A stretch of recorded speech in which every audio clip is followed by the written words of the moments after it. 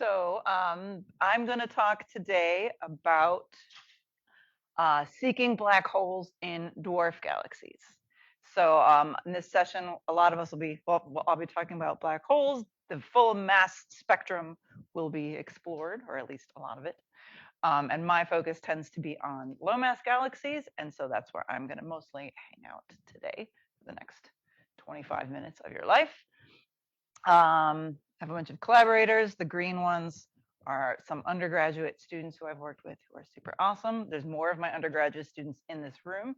You should hang out with them and ask them what they're working on. Some of them are back there. There's one here. There's another one on Zoom. He's really great too. You know, we know why he's not here. All right. So one of the main questions that I'm interested in answering is we've got these different like astronomy 101 flavors of galaxies. And we know that the elliptical galaxies tend to have black holes in them, and so do the spiral disk galaxies. And the dwarf galaxies have question mark black holes in them. So for a long time, we thought that none of them did. And then there were like a few weird ones, like, oh, there's 2 dwarf galaxies with massive black holes. And now that people are actually looking for them, there's a whole bunch. So neat. And so something that is cool to think about is how did they get there?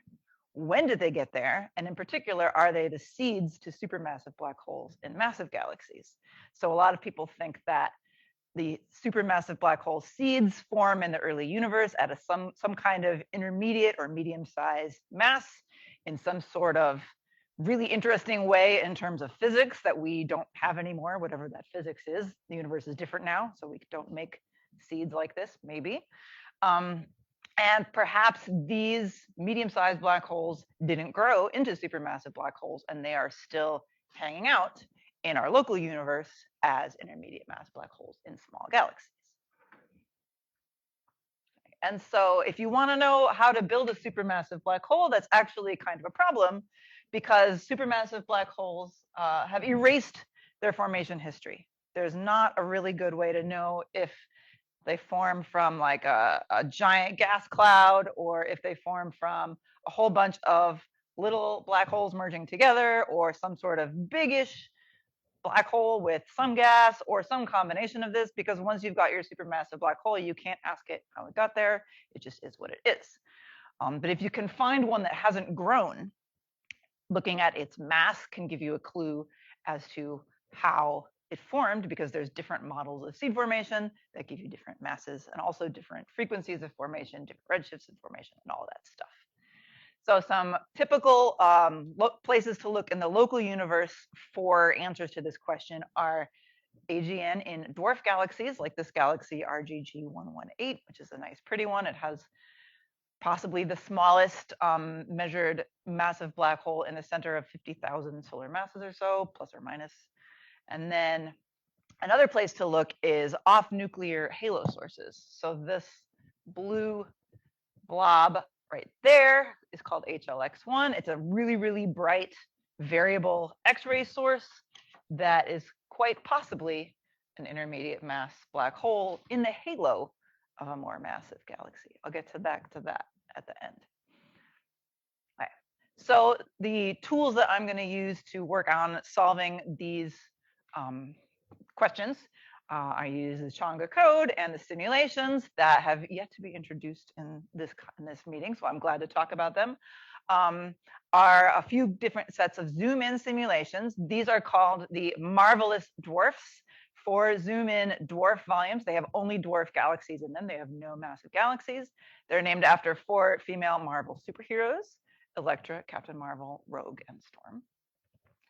And then the other 4 simulations are also zooms, but they include a Milky Way type galaxy, as well as the neighborhood of surrounding dwarf satellites. And these we call the DC Justice League, named after 4 female Supreme Court justices: Sandra, Ruth, Sonia, and Elena. Right. And so the dwarf galaxies in these simulations are going to make up the sample that I'm going to talk about for the beginning of my talk today. So we look at the dwarfs in the Marvelous sample, as well as the satellites in the DC Justice League. And a quick aside before I go on is that in my in the appendix of my most recent paper, I actually did an estimate of the carbon footprint that it took to run these simulations based on how many cores we used in our supercomputers and how much time it took to run them. And I estimated that those of us who use these should plant 152 trees. And so I just wanted to give a heads up that our footprint as the most of us here are as theorists is not a carbon neutral footprint, and that we should be mindful of that. So thanks for listening. You're still stuck with me, you have to keep listening. All right, so in these simulations, the black holes form at a mass of 50,000 solar masses, and they form from dense collapsing, low metallicity, and low molecular hydrogen fraction gas, which broadly encompasses a lot of the formation models of how we think seeds form in the early universe. It most closely reflects this one called direct collapse, but it doesn't even reflect that one that well because we can't resolve anything in terms of how black holes form. But this is a pretty good guess. One thing that's really important that we do is this dynamical friction subgrid model that Michael Tremmel implemented in this 2015 paper. You can read about this. So because the black hole particle size is similar to that of the surrounding particles, dynamical friction doesn't actually happen in the way it should in the actual universe. And so by adding a subgrid model, does it work if no, I did the wrong button. Okay, there we go. By adding the subgrid model, different black holes tossed into a halo will have their orbits decay and hit the center of the galaxy in a reasonable amount of time, comparable with the Chandrasekhar analytical estimate. And so any black hole that is in the center of the galaxy should be there and will stay there. And any galaxy that is somewhere else, or any black hole that is somewhere else in a galaxy, should probably also be there and is going to have realistic dynamical evolution. In terms of accretion prescription, we use a modified Bondi-Hoyle and some thermal feedback. We've already heard from Arif about how that feedback might need to be modified. And we heard from Ben about how he's going to do super bubble feedback with black holes. And so there's a lot of lots of thoughts going on with all of this stuff. All right, so when black holes form in these simulations, they form in the early universe and then their formation is cut off. And that is because of the criterion of low metallicity gas before the black holes form. So here's time and here's redshift. And for all of the simulations for Marvel and for DC Justice League, there's this big peak of black hole formation. And then after about 500 million years, it stops, except there's one that forms right there. But for the most part, because of once star formation starts happening, we get metals that propagate and there's no more black holes that form. This is a distribution of the galaxy mass at the time that the black holes form. So black holes form in very small galaxies. The different colors are just divided up by which simulation it is, but you can see the distributions are about the same. So the total mass, the virial mass of these halos is between 10 to the 8 and 10 to the 9 or so, which is a very tiny galaxy. That's not the stellar mass, that is the total dark matter and everything mass. These are very little galaxies, but this is also the halo mass that the direct collapse black hole seeds in the early universe are predicted to form in. And so this is actually consistent with where people think black hole seeds should form. Going to redshift 0 in the local universe, we can measure how many of these dwarf galaxies have black holes in them, and that is a function that increases with halo mass. So as you get to about like an LMC-sized galaxy, you can look at it in halo mass or stellar mass, whichever one you like better, even magnitudes. This is probably not the crowd for that, but you can see that as you get to a larger galaxy, you're more likely to have a black hole. And so little galaxies, not too likely to have a black hole. And then as they get bigger, you're more likely to have one. All of the Milky Way type galaxies do have massive black holes.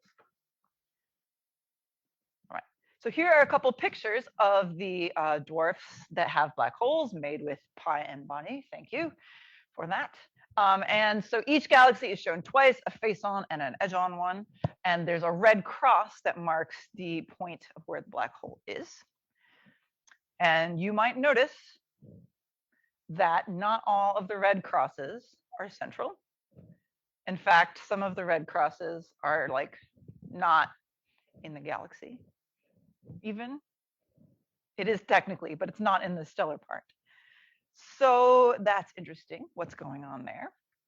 It turns out that about half of the black holes in Dwarf are off-center. So this is a distribution of the distance from the halo center, which is how many black holes you've got. So this big peak here is where there's a whole bunch of them in the center, and that is what we expect for massive galaxies for sure. But then there's this tail, which are off-center black holes. And I will remind you that we do model dynamical friction. And so this is a real thing. This is not a numerical artifact. This is an actual dynamical effect going on. And I will show you how it happens. All right, here is the tail of a wandering intermediate mass black hole. You can see there's a bit of a fuzz here. That's the galaxy at a redshift of 4.8. And I've cartooned the black hole in with a little white circle around it so you can see it. So it's not to scale, but that's our little fuzz galaxy. And if we fast forward in time, oh, it's a little hard to tell. There's a little fuzz there. So it's got a neighbor coming. And then, sorry, our snapshot resolution is not perfect, but there's the neighbor up there. Here's the neighbor. Look, it's much bigger than this little guy, actually. And it does not have a black hole in it. So now we're redshift 2.3. And now we're at redshift 1.5, 1.4. This is when our little galaxy eventually gets enveloped by the larger galaxy. And this is basically what it looks like at redshift 0 a few billion years later as well. This black hole keeps on wandering around the outskirts of this dwarf galaxy. So it was accreted by a larger galaxy, and because this larger dwarf has a core density profile, the dynamical friction is just not very efficient. So we've calculated the dynamical friction timescales for all of the off-center dwarfs. They're all longer than a Hubble time. And so you can see that even though we've got a black hole and there's a nice galactic center right there, there's just not enough stuff on the outside for it to dynamically frict against. And the density profile is chord, so it's flat, and so there's not a deep potential well for the black hole to want to fall into. And so it does work on going that way, just very, very slowly. And so that is the story of these off-center black holes. This is how they become off-center. They start central in a tiny galaxy. They're most likely accreted by a larger one, and then they end up wandering around. So that's the story. Dwarfs can also have multiple black holes. So this is an example of a 10 to the 9 stellar mass galaxy with a central black hole of about 1 million solar masses and a wandering outer one. So you can have more than one in each galaxy, which means they could merge, which I'm going to get to later. These black holes do not accrete very much.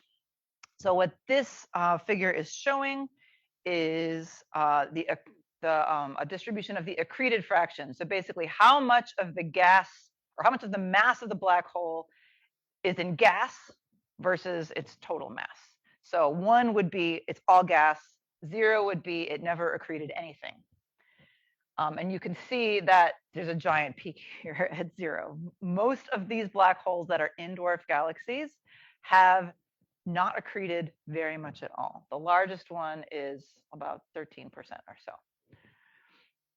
And so that's pretty interesting because that can actually give us a clue as to the original seed formation mechanism if these are seeds to massive black holes in the early universe. So if we can measure these black holes and be like, oh, if they're 10 to the 3 solar masses or 10 to the 5 solar masses or whatever, we can get a limit on what the seed formation mass is, and thus an estimate of what the seed formation mechanism could be, which is pretty cool.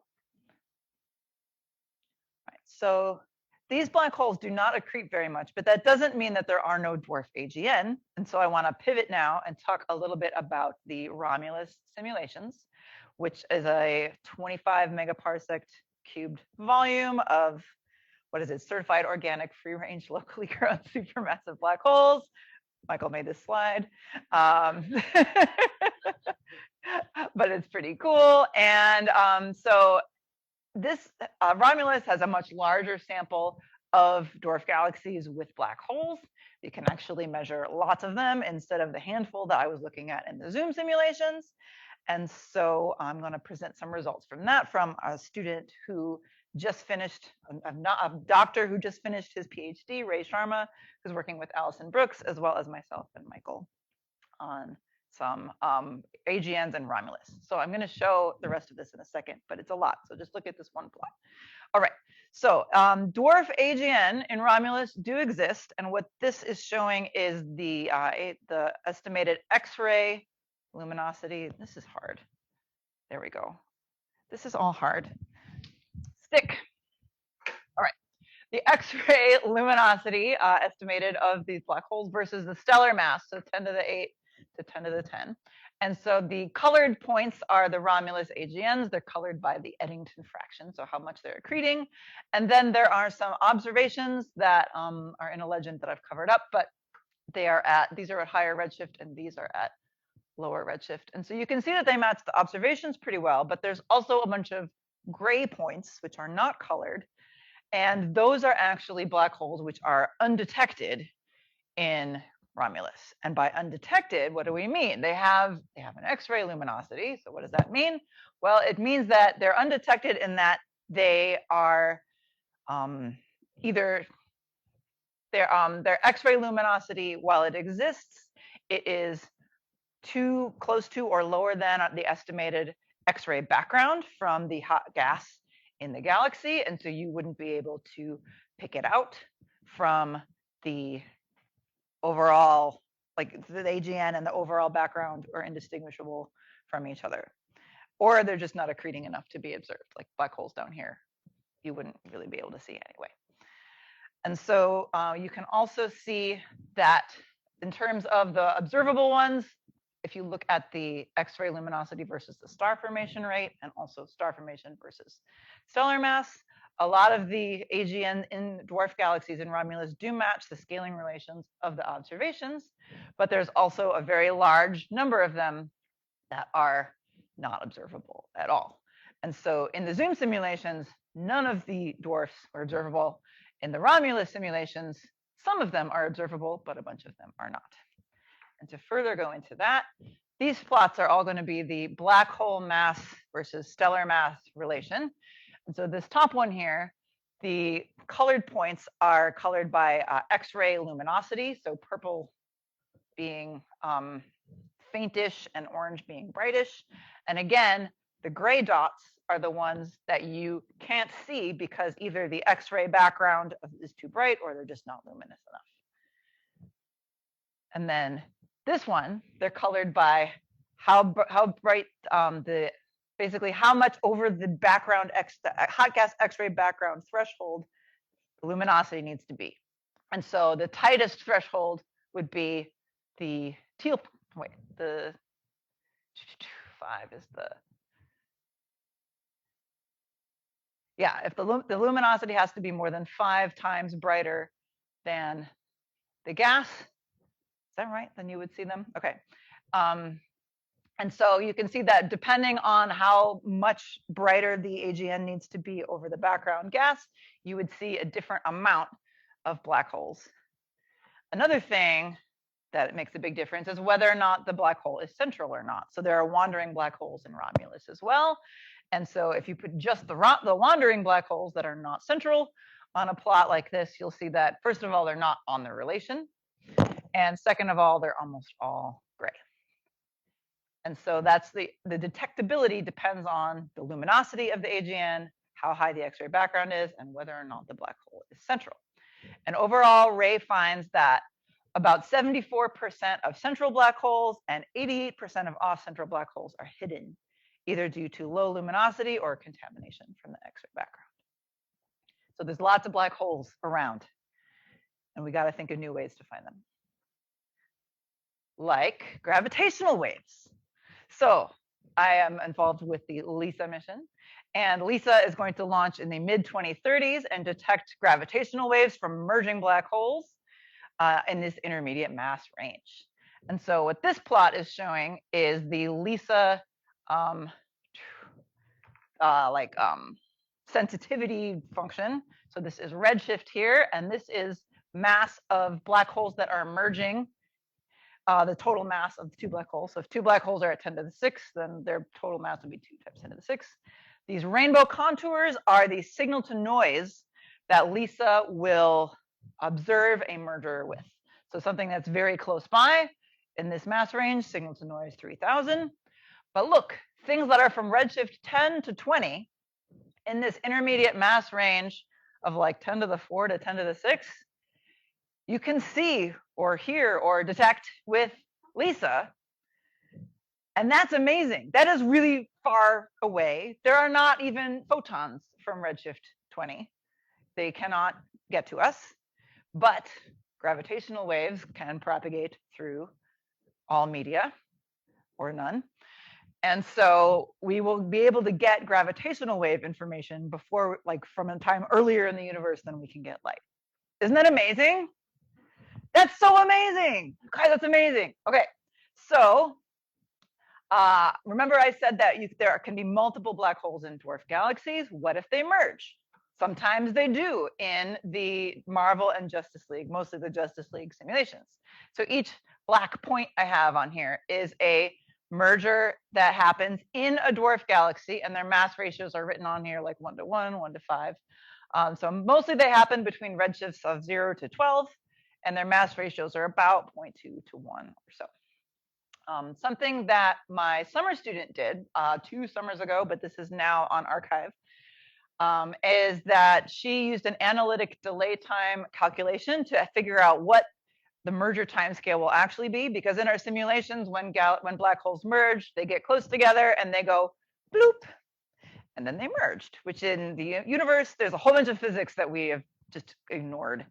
And so taking into account some dynamical friction, some gravitational wave hardening, some three-body scattering, she tried to figure out, will these actually merge in these dwarf galaxies?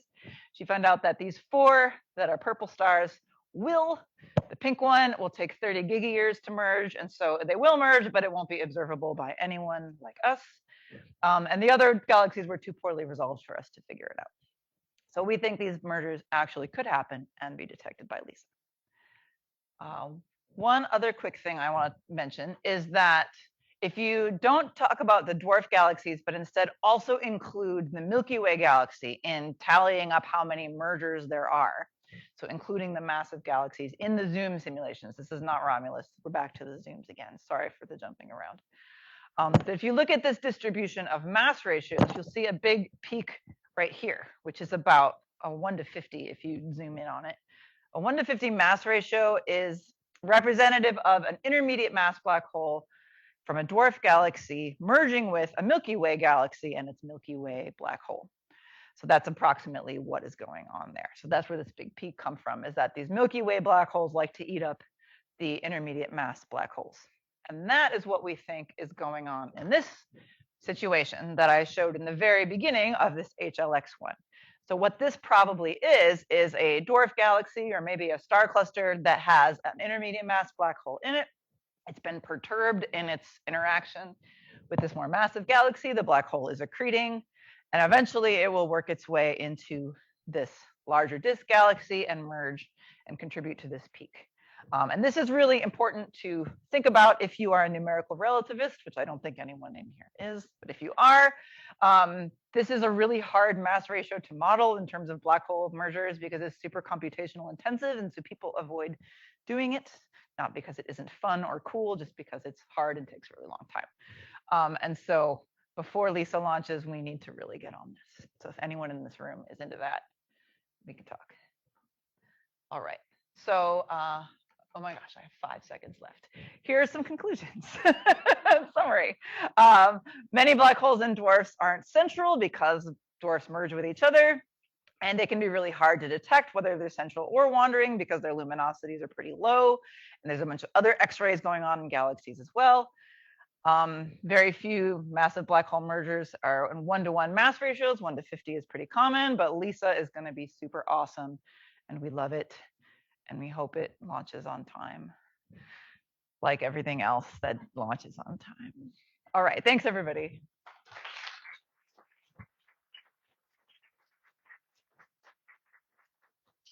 All right, questions for Jillian. Who's back there? Oh, go ahead, Phil. Hi, this is Phil Chang. Jillian, nice talk. Just a question. Why does the metals contribute to the formation of black hole seeds at all? Namely, why do too much metals kill black hole seeds? Good question. So metals enable cooling, basically. And so if you have a big cloud and it's able to cool, it will fragment and make a lot of small things. But if you aren't able to cool, it will instead make one big thing. It'll have a larger Jeans mass. And so you'll be able to collapse into a larger object. And so if you have metals, then you can cool and then you can fragment. I see. So how big of these seeds are you talking about now? The direct collapse seed model predicts somewhere between 10⁴ and 10⁶ solar masses. I see. Okay. Yeah, but there are other models that predict more like 10⁵ or 10⁵ with different mechanisms. Thanks. Urmila Chedemuri from the CFA. So you said somewhat casually that the 1-to-50 mass ratio mergers are things like HLXs. Can you please explain how you came to that conclusion? Because I'm always surrounded by people who tell me they don't know the origin of ULXs and HLXs. Like, what is your rationale? So things like HLX1 will probably make the 1-to-50 mergers, but not all things like HLX1 are intermediate mass black holes. So there are a lot of, so a ULX is an ultra luminous X-ray source. The H stands for hyper because it's more than ultra. So it's hyper. I don't know what happens if you get brighter than that. Mega luminous? I don't know. Anyway, so a lot of ultra luminous X-ray sources are smaller black holes that are either doing super Eddington accretion or they're being beamed. And so not every ultra luminous X-ray source is an intermediate mass black hole. And so and how many of them are one or the other is a vigorous debate, which you've perhaps witnessed. And some people think there are no intermediate mass black holes and all ULXs are beamed, emission from stellar black holes. And some people think the opposite, and they can fight over it. But I think some of them are intermediate mass black holes, and many, but probably most of them aren't.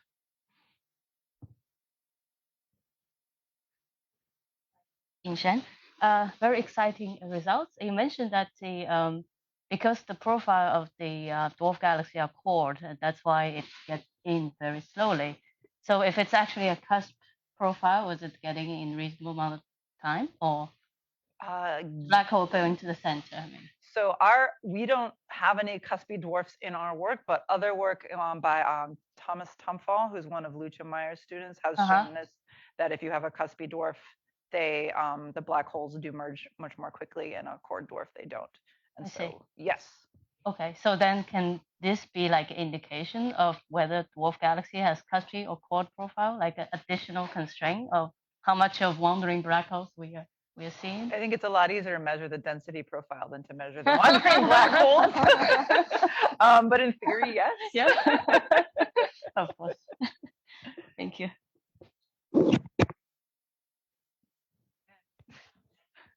Aren't there any on Zoom? Okay, Andrew. Hello, Andrew Thompson.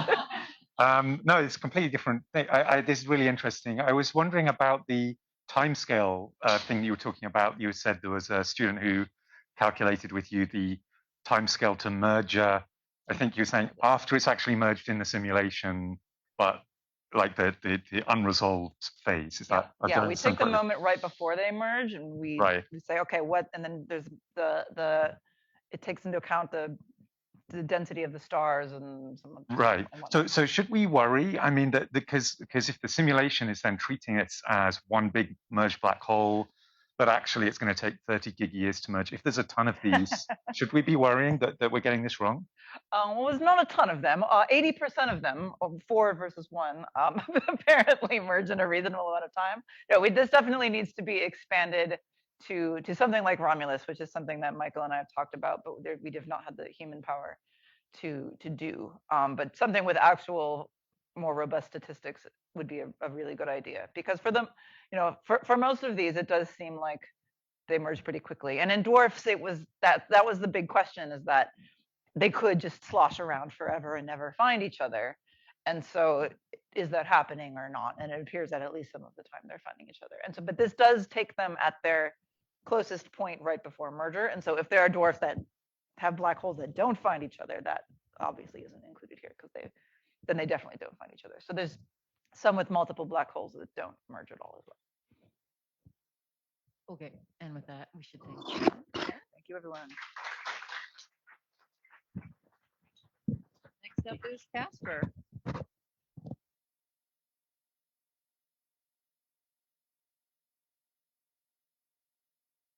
And I work at NYU Abu Dhabi as research fellow, doing my postdoc. And I've been working in recent years on kicking black holes, which is essentially just studying the influence recoiling supermassive black holes have on galaxy evolution. And well, first we heard about gravitational waves. So I won't go very much into details, but essentially what happens is two heavy objects orbiting each other, so undergoing like fielding acceleration, they tend to emit gravitational waves, and they essentially propagate at the speed of light. But what is really cool, what happens is if the two massive objects like black holes have different masses or spins, we have a net momentum flux of gravitational waves. So we lose linear momentum in one direction more than in the other direction.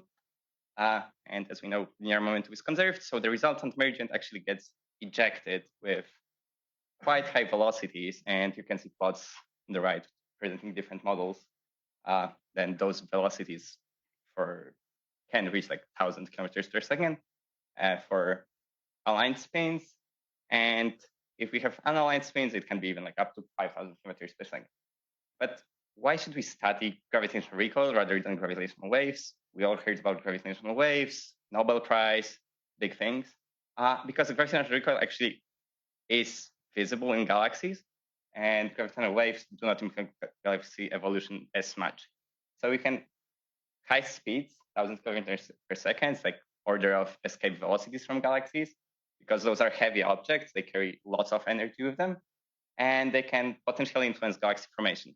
So we can have offset quasars. So on the plot on the right, you have one candidate for recoiling black hole. It was later proven not to be recoiling black hole, but you have bulge of the galaxy and AGN that's offset from the center.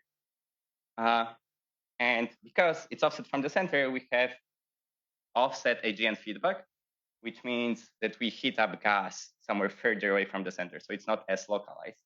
And therefore, we can quench star formation at different place at the center of the galaxy. And also it's observable, so we can test our predictions from simulations on observations. Pretty cool. I work in NIHAO project, which is numerical investigation of 100 astrophysical objects. It's a set of zoom-in simulations. It has million particles per halo. We have halo masses at redshift 0 between 10 to the 9 to 10 to the 14 solar masses. And yeah, there's large sample size. Around 30 of those galaxies have black holes of interest. And cool thing is, what is not done usually is because those galaxies can merge, we have realistic morphology of galaxies at the time of merge of black holes, which means that we don't have ideally spherical potential, which is very often found in studying of recoiling black holes. And right, we have important physics. So before I worked in the group, we had black hole formation, accretion, and feedback. We had cooling, we had metal formation, stellar feedback, and supernova feedback.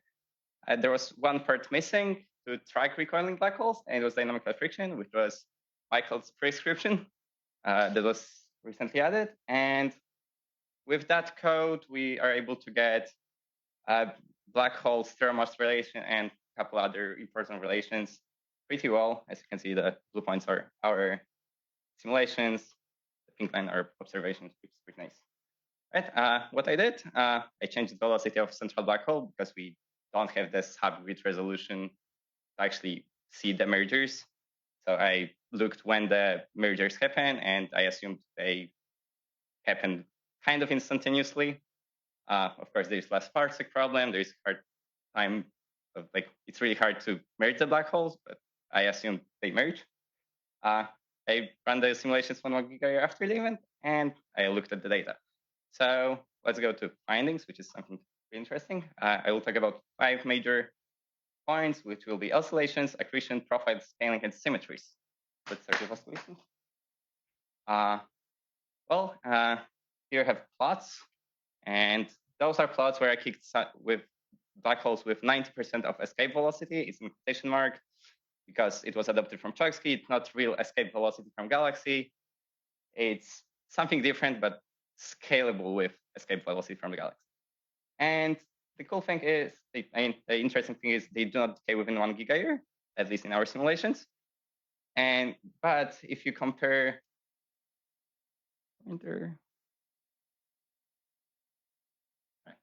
the in-plane cake, which is the blue line, and normal to the plane of the galaxy, you see that in the galaxy, it's kind of damped because we moved through the denser medium, which is kind of what we expect.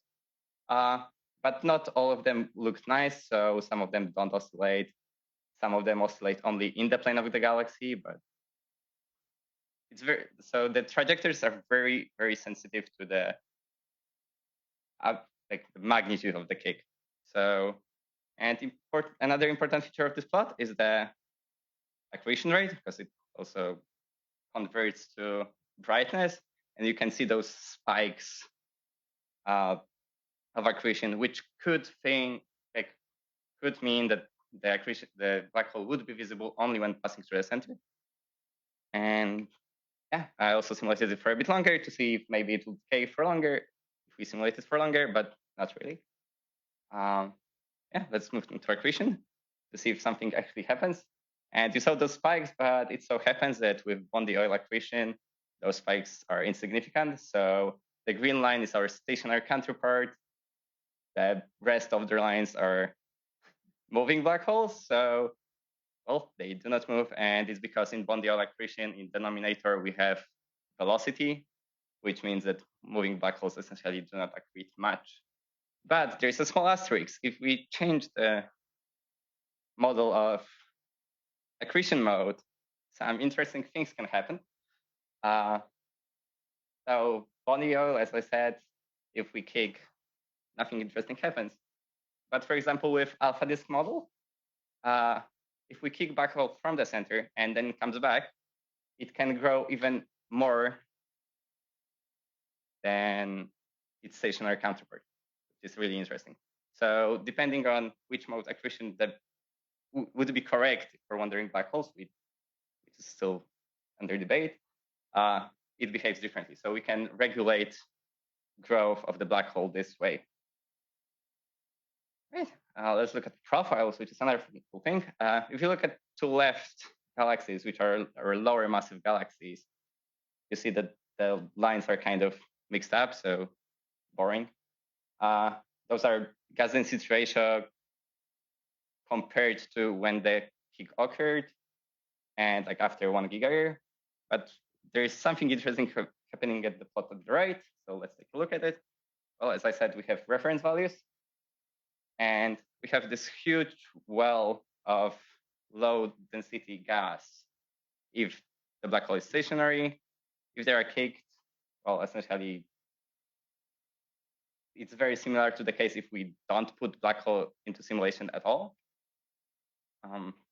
Yeah, and what we think is happening is we have small black hole, it doesn't radiate much energy, but we have big black hole, it tends to hit gas around it, which means it tends to push gas away. Right? And recoil can also influence star formation rates. So as you can see, plot on the right, if the black hole is stationary, it quenches star formation, but if it's kicked, it can not quench because the black hole doesn't grow, so we don't have as much AGN feedback.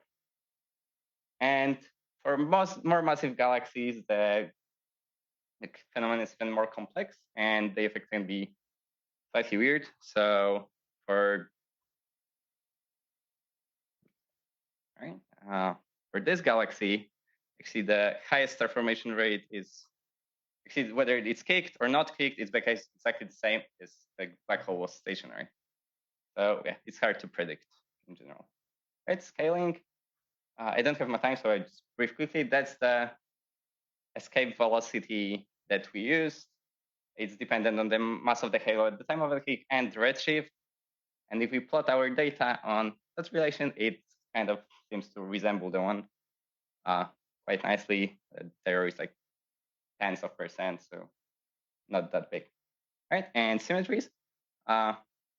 Those plots are really nice, but essentially what I was expecting was that if I kick black hole in one direction versus another direction, I should have similar escape velocities.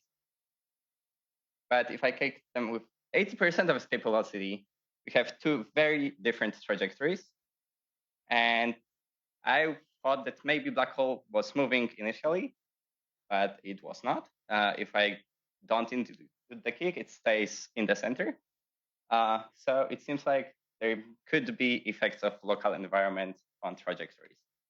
And as I said, the galaxies tend to merge. With galaxies merge, then when black holes merger occur as well. So the morphology is highly not symmetrical. So again, hard to generalize any big, like it's hard to generalize findings because the local environment is so much. Right? That would be it. And to summarize, if we kicked it with 90% of escape velocity, the black holes would oscillate for over 2.5 gigayears. And stationary black holes accrete much more if we think about Bondi oil accretion. Recoil does not impact low mass galaxies as much. It hinders growth of black holes, but they're able to pick it up later on. And of course, low mass galaxies, low AGN feedback, so much change. In bigger, more massive galaxies, recoiling black holes can influence star formation rate, and escape velocity, how long the normal to the plane of the disk resemble Clark's relation, which is nice. And trajectories depend strongly on direction of kick and velocity. Thank you for your attention, and I would be happy to take any questions. And there's my email if someone to.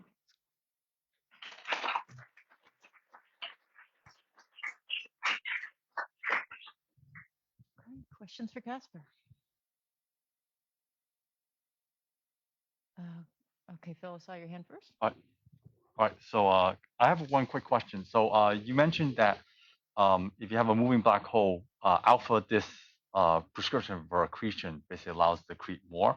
How does the alpha disk prescription work basically for moving objects in your simulations? Well, so essentially the alpha disk accretion we use doesn't include any moving part. Like there is no moving factor in the alpha disk. We just assume it works just as if it was stationary, which may be not perfect, but that's what we use. Go ahead, Michael. Yeah, Michael Tremmel asking, can you go back to the slide where you had the different directions? I just want to make sure. So you're saying that when you have a kick out of the plane of the disk, it actually doesn't go to as large of a distance? Is that, I mean that right? This is both are out of plane. It's just one is in. Oh, I see. One is aligned with angular momentum. One is anti-aligned. Okay. So if everything was nice and you would have symmetry, we would expect them to be similar, but they are not similar. Right. And they start differing very closely. So I assume it's effect of the local environment in the center. That makes sense. Can I ask a quick technical question? What's the mass resolution of the simulations you're doing these kicks, and what's the mass of the black holes? So the mass of the black holes, let me give you the correct numbers. So for this one, the halo mass would be, wait. For this one, the mass of the halo is 7 times 10 to the 12. And the mass of the black hole is 8 to the 8. Okay. Cool. Thanks.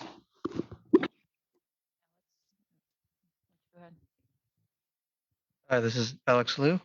I wanted to ask, well, so for this object, let's say where you have like two very different trajectories of the black holes, for like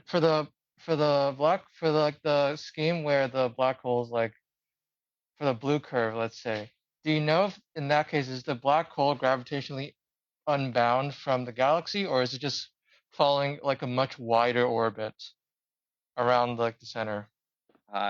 I didn't check that exactly. So I didn't run this simulation for long enough. And it's still within viral radii, so I would assume it still have time to come back. Okay, thank you. Okay, then let's take Casper one more time.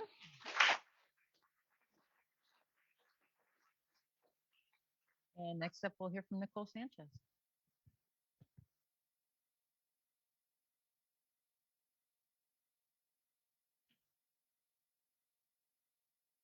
All right.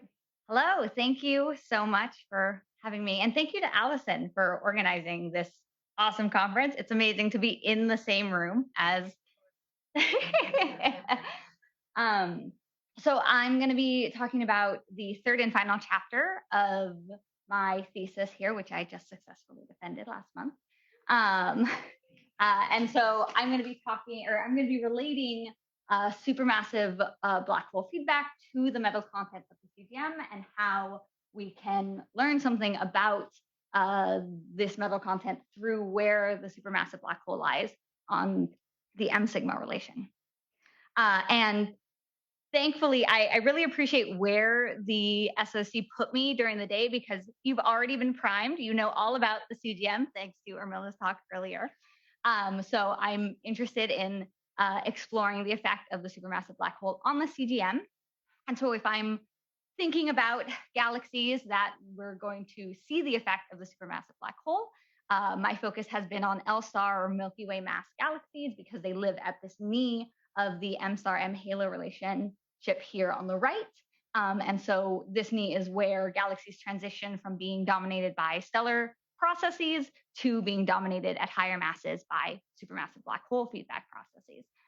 And more recently, in the last 10 years, since the installation of the cosmic origin spectrograph on HST, we've started exploring the impact of feedback processes such as supernova and AGN feedback on gas in the CGM. And since those observations have started, simulations are working hard to see if we can match those observations. We've talked a little bit about those today. And so if you were at NBSE last year, I very thoroughly convinced you of the results of the second chapter of my thesis, which was describing the impact of supermassive black hole feedback enriching the CGM in a few simulations. And I did so by comparing to some observations from the COS Halo survey, which looked at 39 L-star galaxies in the local area using background quasar spectroscopy. And specifically, I compared two column densities of 0.6 as a function of radius, which you can see here on the right from Tomlinson et al. 2011. And so column densities of 0.6, you can think of as a proxy for the hot gas in the halo. And these results were not reproduced until 2018, 2019, including within my paper. And so I'm not going to try and convince you of the results of my paper. I'm just going to tell you that using 4 Milky Way mass galaxies with black holes that were run with Chang'e and had similar, used the same physics and a similar resolution to Romulus 25, which you've heard all about today, as well as rerunning those simulations without black hole physics. I calculated the column densities of 0.6 for these 8 galaxies and found a discrepancy in the amount of 0.6 that was in the CGM, where galaxies with without black hole physics had almost an order of magnitude less 0.6 in their CGM. And basically, the key result of this paper was that the supermassive black hole is enriching the CGM by ejecting metals out from the center of the galaxy where they're being formed and propagating them out into the CGM.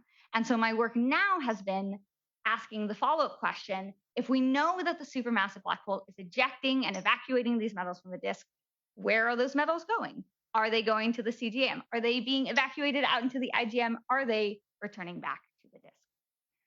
And so to answer this question, I'm using everybody's favorite 25 megaparsec volume, Romulus 25. Some reminders, we've heard a lot about these simulations today, so I've got the resolution, the force softening length, and some of the observational constraints that it's been optimized to match.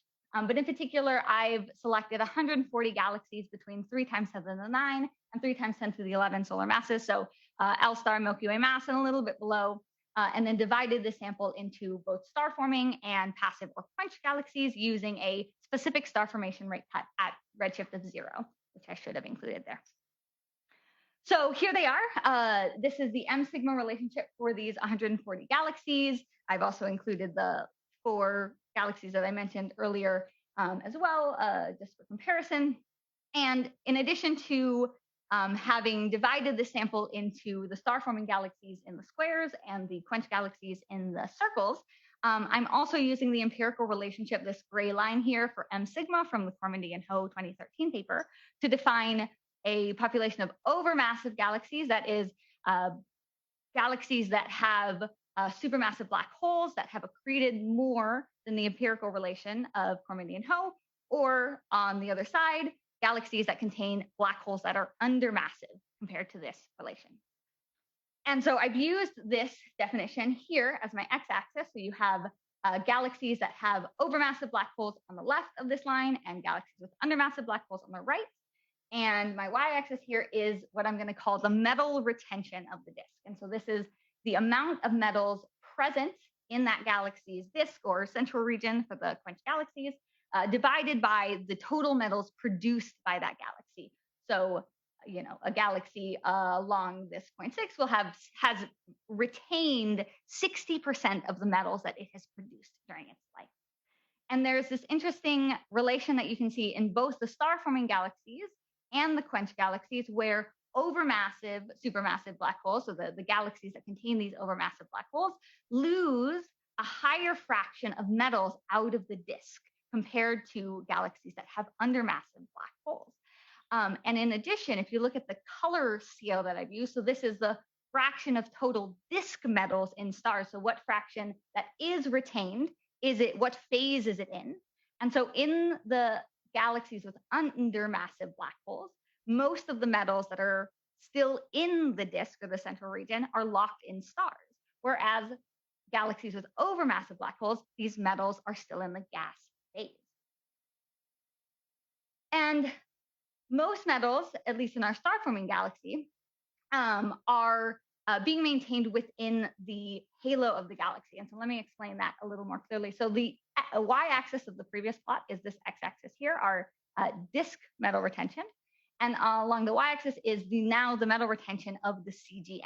So the way to read this plot is, if we look at this, our friend, this orange galaxy here, it has 40% of the metals that it's formed stored in its disk, 20% are in the CGM, and 40%, the remaining 40%, have been lost to the IGM. So galaxies that fall along this line, say, if I can point precisely, that orange friend, it's got 80% of the metals in its disk, 20% are in its CGM. And so all of the galaxies that lie along the gray line have all of those metals maintained within the halo. And so any that fall below that line have lost metals to the IGM.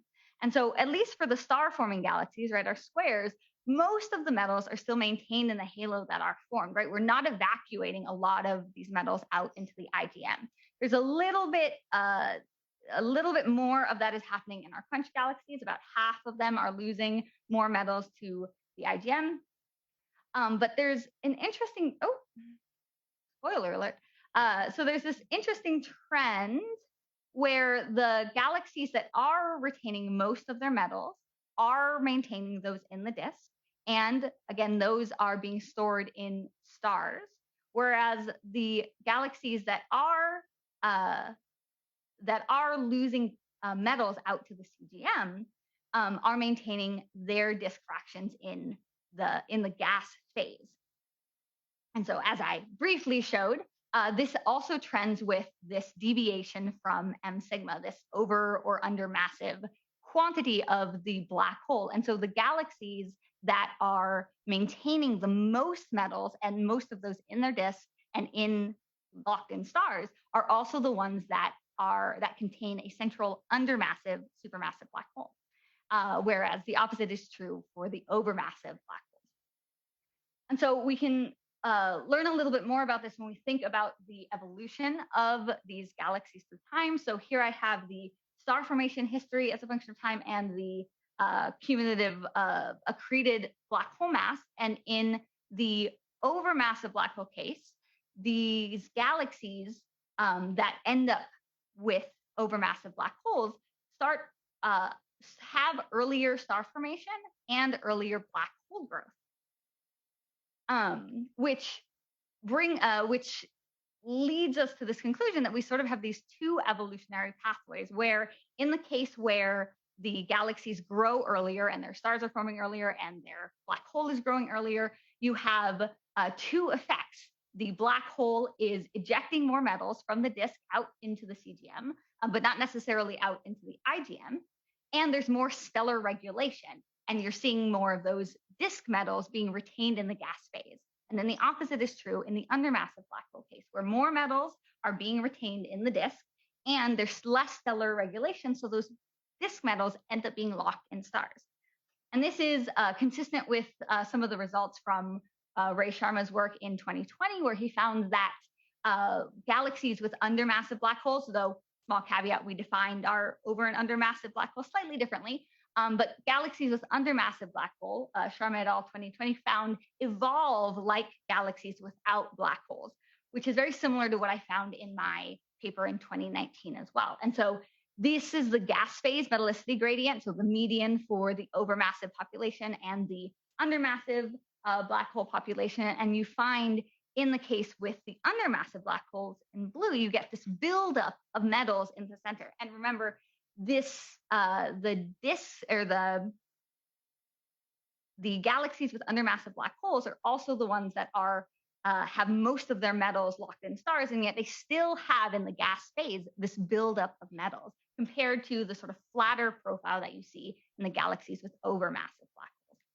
And so what we find is that the scatter in M sigma appears to indicate how effective a supermassive black hole might be in ejecting metals from its disk, which is pretty cool. And you know, I think it's great that we continue to kind of tie the physics of black holes to you know, the motions of the metals in the galaxy. But you might ask the question, well, can we observe this?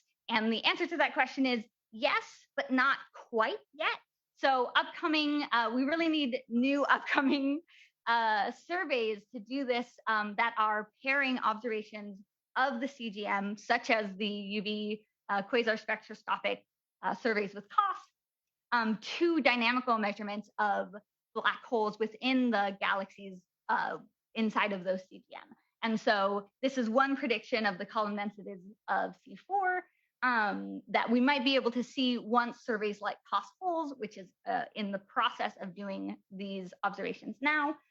We might be able to determine whether we can see this trend then. So with that, I'm going to leave up my slides. Thank you so much for your attention, and I will now take questions.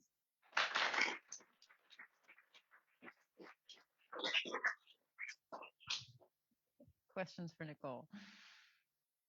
I had no idea COST holes was a thing. Oh yeah, it's happening. Dynamical measurements, pairing them with UV observations, it's gonna be lit. Wow, did I explain it so well that nobody has any questions? It looks like Tom has a question. Oh, and so do some other people. Urmila, why don't you go ahead? Urmila Chedai-Murray from the CFA. You did explain it very well.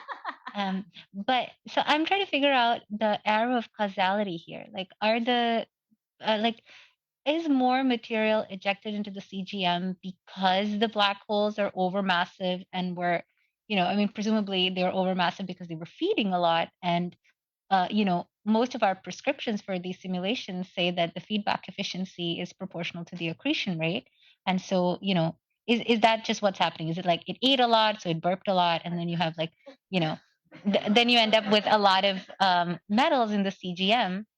Or is the arrow of causality going the opposite direction? Or is it just like kind of a cycle? And what you're telling us is basically like, if you measure one thing, like deviation from the M sigma relation, then that is bonus also telling you about how metal enriched the CGM is.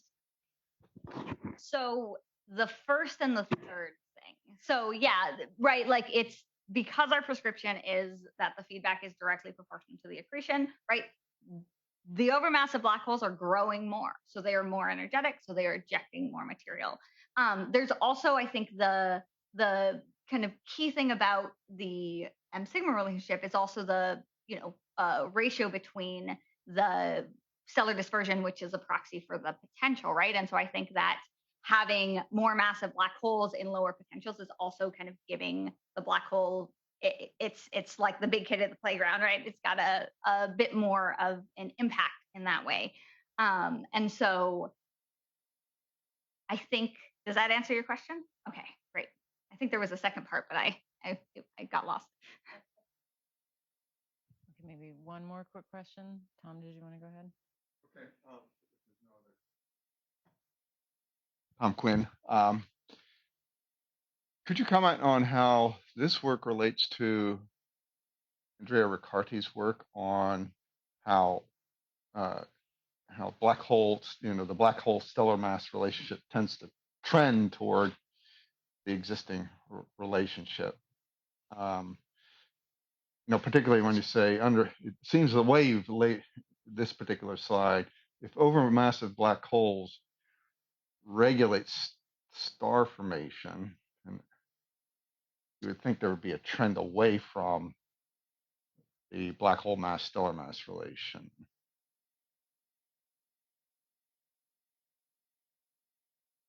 Or maybe I'm just misunderstanding. Yeah, it's quite likely. Sorry, can you just say that one more time? Just to keep us on time. Oh, okay. Maybe it's too hot. Okay. Maybe if this is going to take a minute, I might actually ask Michael to come up. I'm sorry to cut you guys off. Right. It's good. Let's think about this and get back to it. All right. Thank you again, Nicole.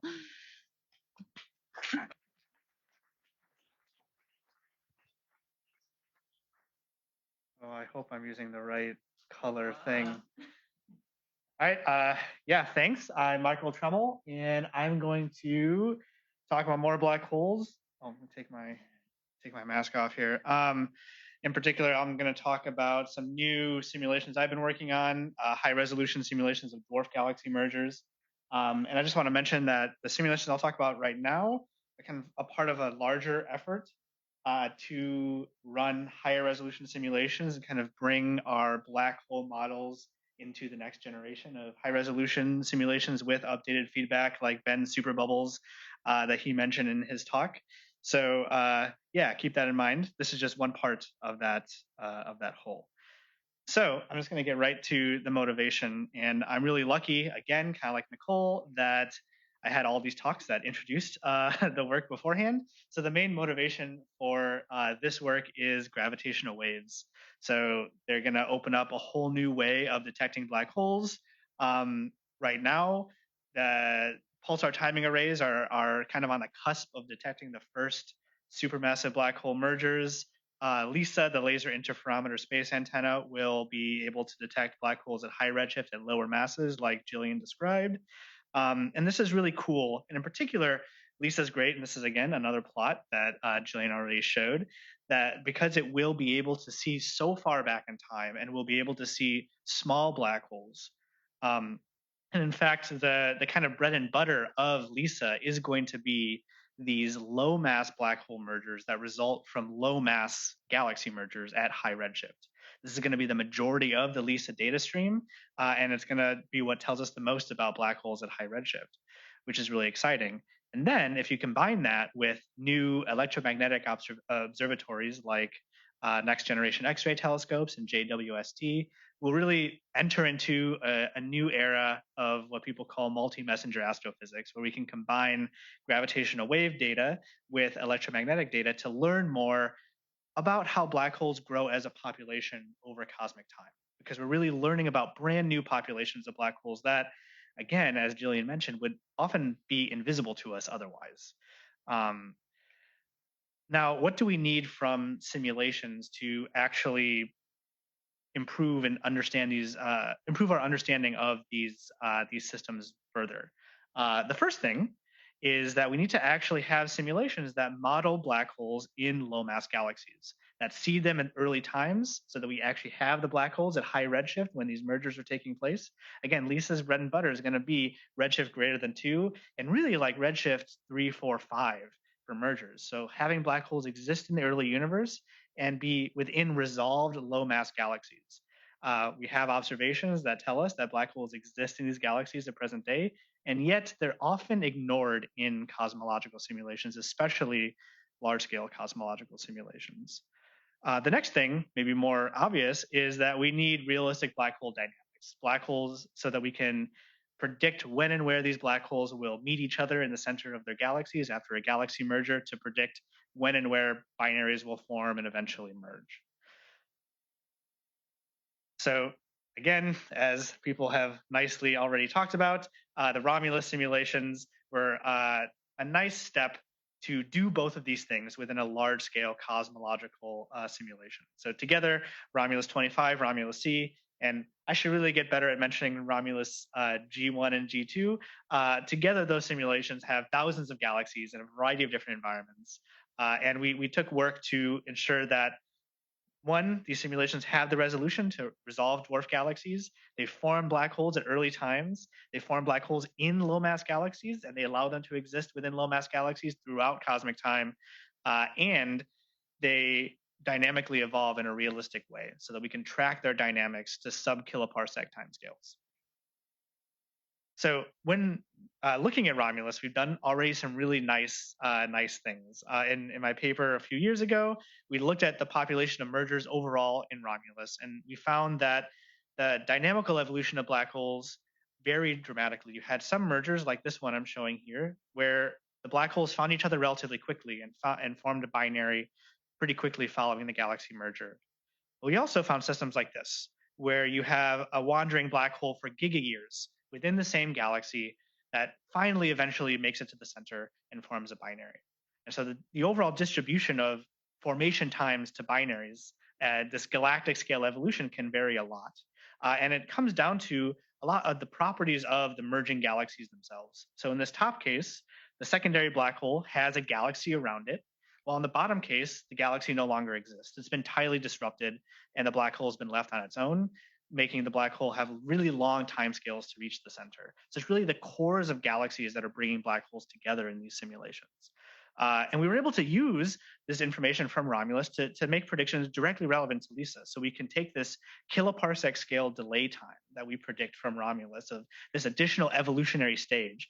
We can apply it to these semi-analytic models that people run to predict LISA observations. And we find, if just looking at the blue line here, that compared to these other models that don't include this extra delay, this decreases the amount of mergers we predict LISA to detect by a factor of a few. It also changes the redshift of distribution of those mergers.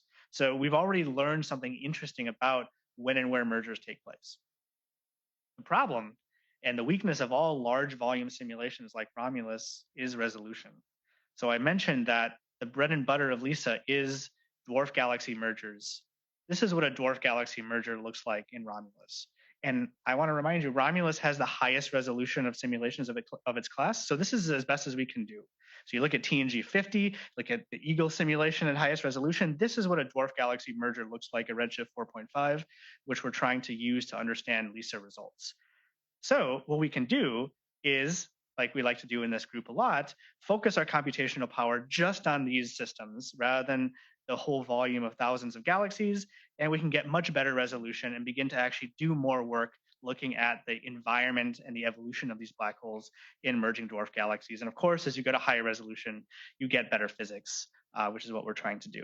And so that's what we did. We took a galaxy merger selected from Romulus 25, and we reran it at much higher resolution, putting the black holes by hand in the two progenitor galaxies at redshift 12, starting at 10 to the 5 solar masses. And we ran them with time. I mean, watch the little movie here. The black holes are white dots, and the stars are shown as blue and reddish dots, and there's hot and cold gas. The black holes eventually merge. but you see there's some wandering that goes on for a few 100 million years. And the galaxy throughout this whole process is also changing dramatically over time.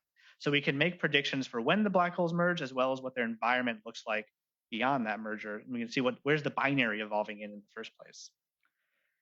So because, like I said, this is part of a larger effort to update our physics model, the first thing to test is how do variations in your model affect your results.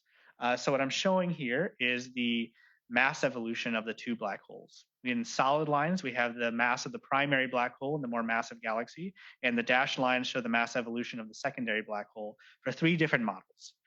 The blue being our fiducial model, we have what is the typical accretion rate prescription, a Bondi accretion rate boosted by a certain factor for high density gas. That's more or less what we did in the Romulus simulations. In green, we have an addition of angular momentum limited accretion. So what we do is we attempt to estimate the rotational support of gas around the black hole and decrease the accretion rate, accounting for that rotational support. This is also something we do in Romulus. And then finally, in this orange one, we have a version where we've dialed down the black hole feedback by a factor of 5. Again, that efficiency is how much energy is the black hole inputting into its environment.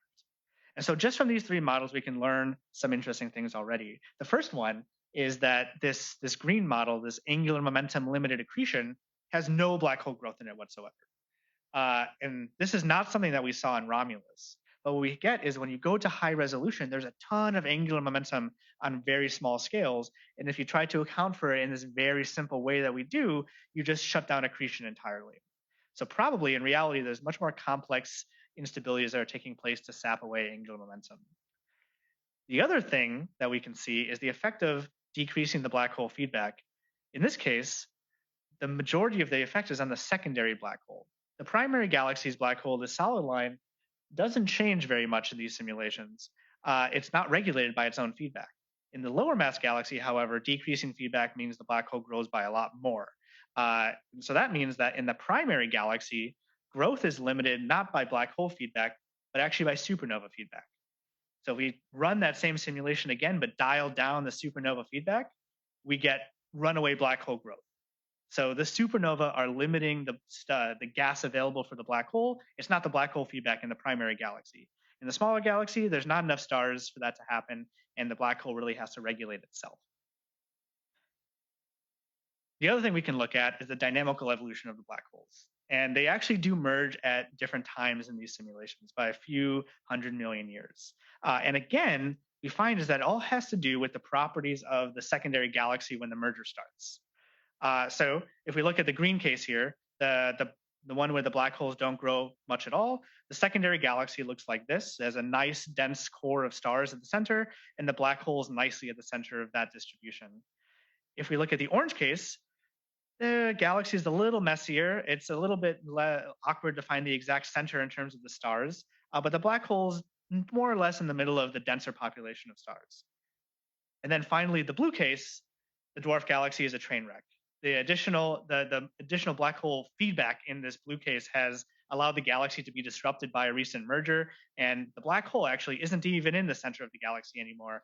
It's well off center. And so this is why the black holes take different times. And just as before, when you have the black holes existing in 2 separate galaxies, like happens in these 2 cases, you get a much quicker merger, while in the blue case, that galaxy gets disrupted. The black hole is over there in that little disrupted tail, and it takes a bit longer to reach the center black hole in that case. And in this case, the black hole feedback and growth model is the thing that's affecting that galaxy and influencing its own dynamical evolution. And finally, what we can look at is, like I mentioned, the environment that the black holes are evolving within. So what does the galaxy look like? Or in this case, what does the dark matter look like? So we can follow the evolution of the dark matter profile as a function of time for the primary halo throughout the simulation. This gamma parameter that I'm plotting as a function of time here essentially looks at the central slope of dark matter. A gamma of 1 is an NFW profile, a cuspy profile, and a gamma of 0 is a flat chord profile.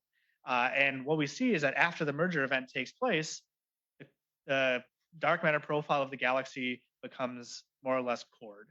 And that takes place whether or not you have black hole growth or not. Even in a simulation with no black holes, this always occurs. And so the black holes are evolving in a core dark matter halo after they merge, after the merger is done. And that can affect what happens on smaller scales. So if we think about how do the binary black holes evolve further through time, as Jillian pointed out, core dark matter can make a big difference.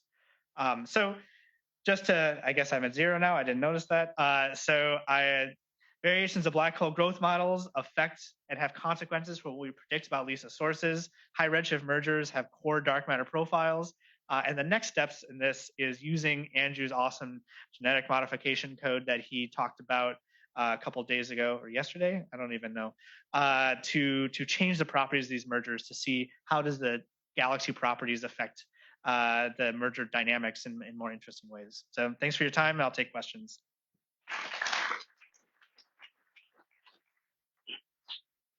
Okay. Do we have any questions for Michael? Oh, I see a hand over there. Is it Bra? Yeah. Pop. This is Farah. I'm really interested in the core dark matter profile, as you might expect. Can you go back to that plot? So it seems like the core dark matter profile is persisting for a gigayear afterwards. Do you know how long it can persist due to that merger? Yeah, we only run the simulation to redshifts 2.5 or so. So that's when the galaxy was selected. So we can't really run it much beyond that. Okay. We'll start running out of Zoom region. Does that make sense? Do you have any feeling of whether it would persist or become erased? You probably be better to answer that question than me. I'm not sure. The star formation is pretty consistent over time, so I'm really not positive. Okay, thank you. Yeah. I'm gonna cut us off there and actually switch over to the flash talks because we're running a couple minutes late. Thank you again, Michael.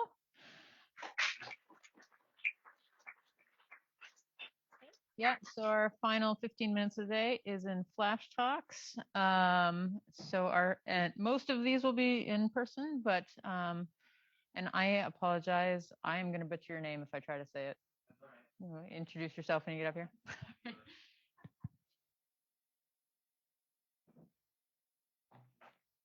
Okay, I'm going to take this off. That's what we do. There it is. Okay, great. Okay, good afternoon. My name is Parag Odes. I'm a student of James Wadsley's, and I've been working on implementing molecular hydrogen cooling into gasoline under our new radiative transfer protocol. So one of the first studies that we did with radiative transfer in gasoline was Benincasa et al. This was about 2020. And they ran isolated disk galaxies with superbubble feedback and heating by FUV.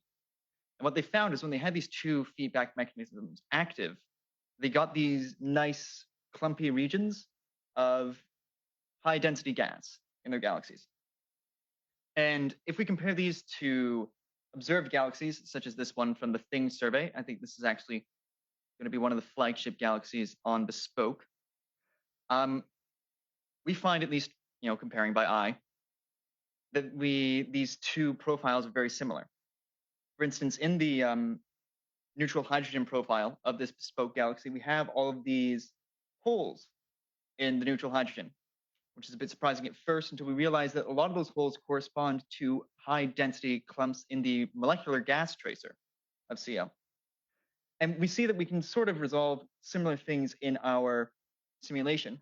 But the thing is, this isn't actually a model of molecular gas, since we didn't have H2 in gasoline at that time. This is just a proxy. So this is just a density cut saying all gas above a certain density will classify as molecules. Since we know that we can get this clumpy structure, we'd like to actually implement H2 cooling into gasoline itself. Now, we know that H2 cooling is necessary to form molecular clouds. It has an additional benefit of actually boosting cooling in the region of about 10 Kelvin to 10,000 Kelvin. This is a plot from Nedden and Krastov's model, where the blue shows the full cooling model with H2, and the red is without H2. And we can see the little boosting down here for various metallicities. Now, the difficulty we have here is that modeling H2 requires non-equilibrium chemistry. So it all depends on if you have like a cloud of ionized hydrogen and it cools rapidly, faster than it can recombine, then you'll have an excess electron fraction, which enables H2 to form by this gas process. This is all fine. Gasoline can handle non-equilibrium chemistry, so we just need to plug these rates in here, where we just consider the formation processes for H2 and the dissociation. It seems straightforward, but there's an issue, and that's we're running into issues with our restart program because the fractional abundances of H2 don't just depend on the temperature and density now, but the temperature and density that it was before the gas cooled because of all this non-equilibrium electron fractions. So that's where we're at right now, and I'm out of time. But if you guys have any ideas or any questions about this, feel free to let me know. That's just where we are at the moment. Phil? Phil Chang is next.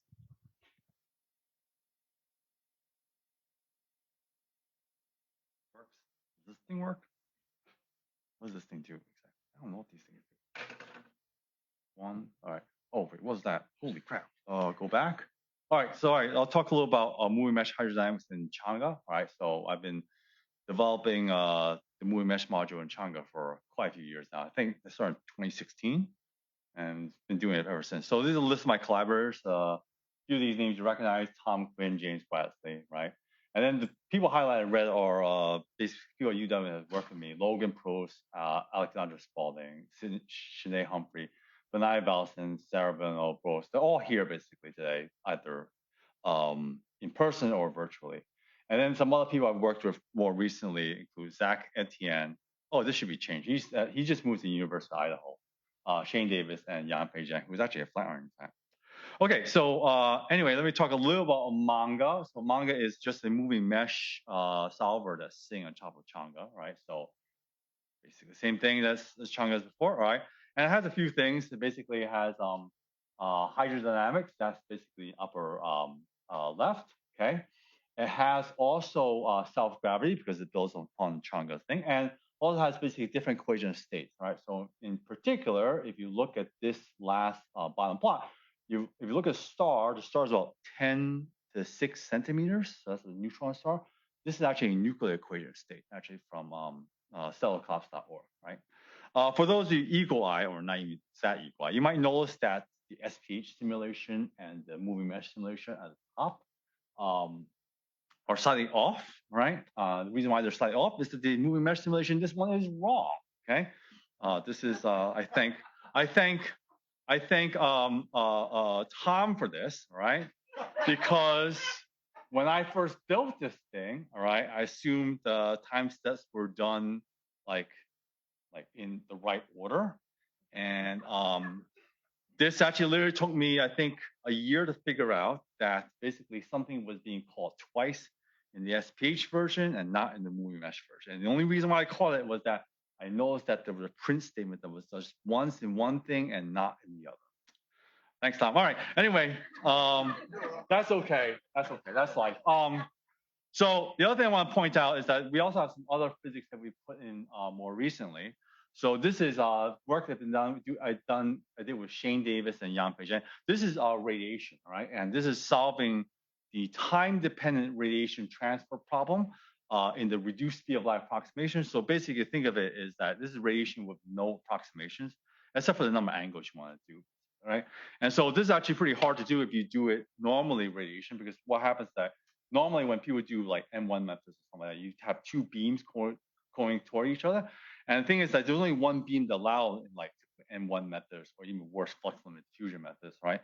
And then what happens, in that case, you get like a Death Star-like situation where two light beams intersect and make a single light beam. So the fact that they cross is actually kind of a cool thing, basically, that happens, right? The other thing that we did is geohydrodynamics, right? So this is for static space-time. The in-prep refers to work that I've just been about to complete for dynamic space-times, all right? So we're basically about to do geohydrodynamics in full dynamic spacetimes. And then, of course, we also have MHD, which Logan showed earlier. I'm not sure this movie should work. I'm not sure why it's not working. Anyway, this is just our Alfvén wave, right? So it's nothing too amazing by any means, right? I want to outline, this is the only slide I have left, basically to outline some of the features that we have already, okay? We have hydro, self-gravity, entropy or energy conserving. This is basically a reflection of when I first built this thing, I built it based on Volker Springel's repo paper, right? So he had entropy and energy conserving. Most of the time, I just use energy solving. I don't really care about entropy solving anymore, right? Logan and I built multi-stepping and Mesa equation state in 2019. All right. Logan also built basically moving and reactive boundary conditions in 2020 and 2022. All right. We have radiation hydrodynamics in there. We have geohydrodynamics basically in there as well. There's MHD divergence cleaning, which Logan is basically finishing up. And Sinead and I have worked on nuclear burning recently, basically to look at TDEs with white dwarfs, right? There's an open source version in June 2022. All right, you might notice that it's almost the end of 2022. That's because it's there already. Okay, you can just actually pull the moving mesh version off of the public directory. And then the other thing I want to try to do in the next few years is basically the moving mesh geohydro for binary neutron star mergers. I'm about the dog about to catch the car. I'm not sure what happened after that. Okay. And then the longer term goals, I also want to do MHT with constrained transport schemes. We'll see how that goes. And then I also have some ideas for higher order spatial reconstruction methods. Right? So thanks a lot.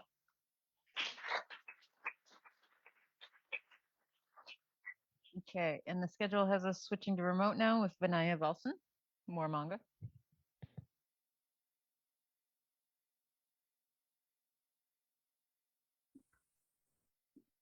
Can you see my screen? Looks good. I hope you can still see it. Can you hear me okay? Just confirm. Yep. All right. So hi everyone, my name is Vinaya. I'm a grad student working with Phil. So my talk today is on evidences of homologous expansion in common envelope evolution. Earlier today, Logan and just now Phil already talked about using manga in simulating common envelope evolution.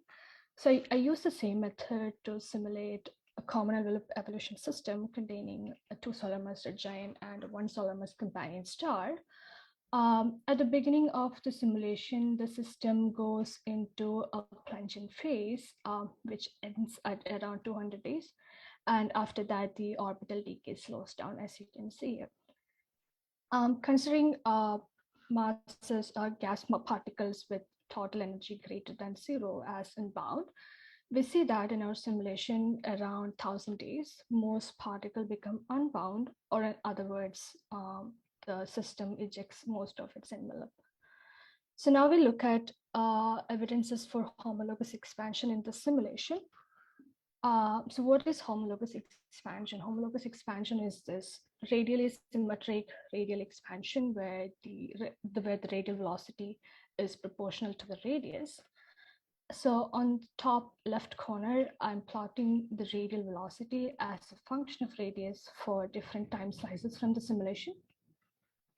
And the best fit power law fit for this graph is given as the radial velocity proportional to radius power 0.96, which agrees quite well with our expected relation for the homologous expansion. So confirming homologous expansion in our simulation.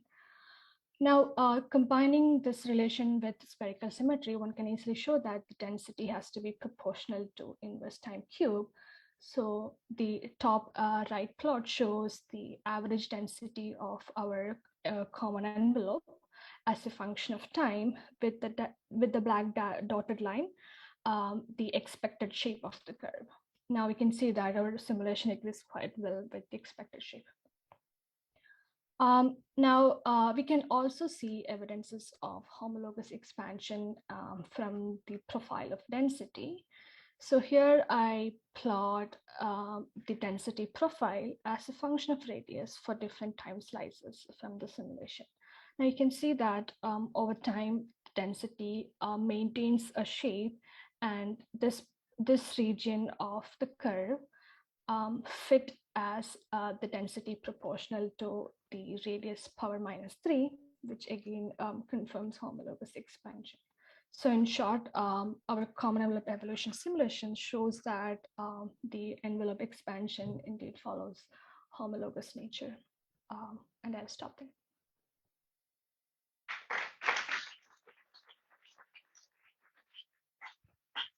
Okay, and then our last speaker for the day, Ellie Spalding. Okay. Last one. Hi, my name's Allie. I also work with Phil at University of Wisconsin-Milwaukee, along with the rest of the UWM group, and I focus specifically on tidal disruption events. So a tidal disruption event happens when a star approaches within the tidal radius of a supermassive black hole. Its tidal gravity overcomes the self-gravity of the star, and then the star is ripped apart. TDEs are important to study because they give us new information about distant black holes, such as knowledge about accretion physics for a single black hole. Phil definitely talked about manga more than I will, but that's the simulation code that I use to better understand the expected emission of from TDEs, along with specifically so far, I've really focused on varying the impact parameter of TDEs and seeing how that affects the expected emission. So in the middle there, I just have the same GIF that Logan showed earlier of the moving mesh code, just showing you how the mesh moves and forms with the fluid. And then I have my simulation of a TDE on the bottom, and you can see how about half of the mass accretes to the black hole and the rest is unbound. And then on the right, I have two of the same plots of TDEs, just with different impact parameters. So the top one is a star that approaches farther from the black hole. So that's a smaller impact parameter. And then the bottom is double the impact parameter. So the star is closer to the black hole. Okay, so my results so far, I've focused on two projects, one on the left and the right. So on the left, I looked at how the energy spread relates to the impact parameter of the TDE, which we define as beta on that first plot.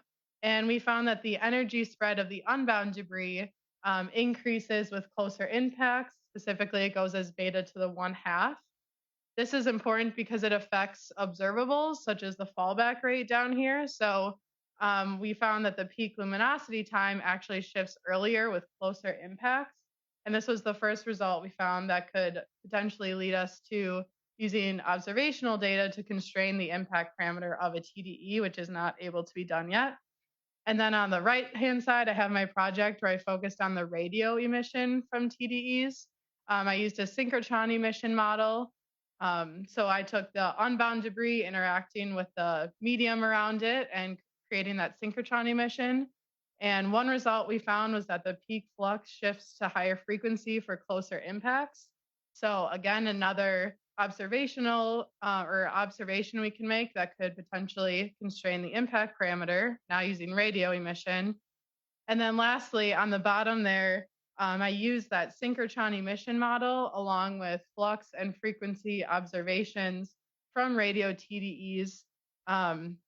And when you plot them, if you assume that the density around it, the density profile goes as n, goes as a power law there, then you can potentially constrain that density profile after calculating the density, and S is the radius of the emitting region.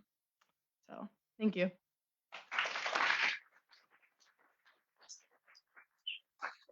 All right, awesome. Let's open it up to a few questions for our flash speakers. And Charlotte, I see that you have a question. Go ahead. Hi, thanks. This is for Pedrick. I noticed on the last slide, which you didn't have a chance to talk about, there was some discussion of the shielding length. And I wonder if you could talk a little bit more about your ideas there. Yeah, thank you, Charlotte. I know you wrote the original script that I've been resurrecting from 10 years ago. So yeah, the shielding length. The shielding factors are dependent on the column density of the gases passing through. And sort of the issue that we're having is, supposedly, in a perfect world where we could model every single molecule in our radiative transfer routine, we wouldn't need these shielding factors. But we can't model every single molecule. We have to abstract with particles. And sort of the question is, to what extent does our radiative transfer routine handle the shielding between particles? Do we need to apply the shielding on like a particle by particle scale? So like each particle just shields itself a bit, or just apply shielding from its neighbors? And if we do it on particle by particle scale, we have some questions about what should the length scale be? Should the length scale be the softening length? There's a Sobolev approximation that uses the local density gradient, or should we use something different? So it's all because we have this column density dependence. And so we need some length scale over which to define these shielding factors. Okay, sounds like you're still open-minded. Yeah, I look forward to hearing more about it. Thank you. Questions? Go ahead, Tom. It's Tom Quick. Could I ask more about the physical parameters that this is really interesting. So what was the size of the black hole and the size of the star and all Yeah. that kind of So I do one solar mass black hole, or sorry, one solar mass star, and a million solar mass black hole. And I use a zero age main sequence star with the adiabatic equation of state. And so the flux here is assuming it's at the center of the Milky Way or something? I don't know if we would specify that it's at the center of the Milky Way. Yeah, I'm not sure about that. Phil, if you want to comment. Yeah, I'll comment. So Tom, I presume you're asking about that last plot, the AT 2019 DSG. Is that what you're commenting about? The top plot where, right, the Milojanskis must assume a distance. Yes. So actually, no. Yeah, we used 100 megaparsecs as a distance. And that AT 2019 is at 230 megaparsecs, that observational data. Yep.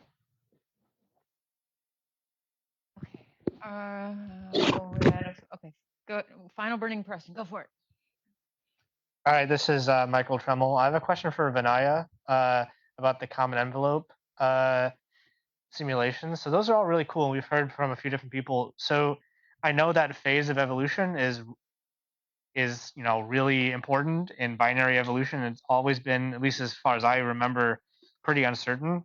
Have the simulations that you've been running or your group's been running been able to like constrain the common envelope phase, the efficiency at which it's able to sap away angular momentum from a binary? Like, has it been progress, or is there still lots of uncertainties in parameters? And if so, where are those uncertainties now? Does that make sense? Yeah, so my work do not really look into that, and I'm actually not sure if Logan has done anything related to that. Hey, Logan here. So a key parameter in the common envelope formalism is what's known as the alpha efficiency parameter, which is the efficiency with which orbital energy is transferred to the envelope, right? And so there's a fairly wide range of alphas that are found by simulations and that are inferred from observations. We find an efficiency parameter of typically around 2, which may seem weird that efficiency is larger than 1. That's because that formalism assumes the energy can just come from the gravitational binding energy, right? But there could be other sources of energy like recombination and thermal energy and whatnot. So another thing that we've found, like with the simulation that Vinaya was showing, was that if you run it long enough for a scale of thousands of days, the entire envelope can be ejected from the system. And that's also been found by some similar simulations in Arepo by, I think, Fritz Roke's master's student. Okay. With that, let's thank all of our speakers for the afternoon again.